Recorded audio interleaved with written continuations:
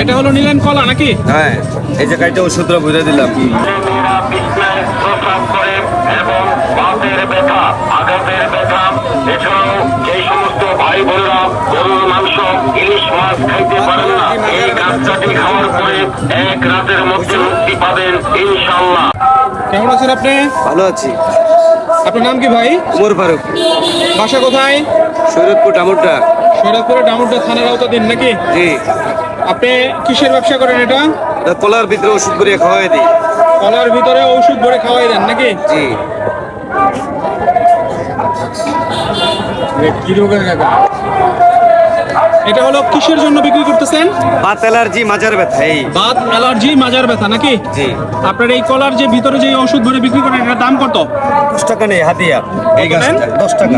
মাত্র 10 টাকা না? জি জি, এই 10 টাকার বিনিময়ে কি সমস্যার সমাধান হইতেছে? অ্যালার্জি, মাজার ব্যথা। এটাই অ্যালার্জির জন্য কি এটা কাজ করে? আলহামদুলিল্লাহ। যাক, খুবই ভালো। আপনি কি এই আজকেই দোকান দিচ্ছেন না সবসময় বেচা বিক্রি করেন? সবসময় বিক্রি করি। কত বছর হয়েছে আপনি বেচা বিক্রি অনেক দিন করেন? যাবত। কত বছর? অনেক দিন। আচ্ছা, একটা বানান আমরা একটু দেখি না। এই যে এরকম।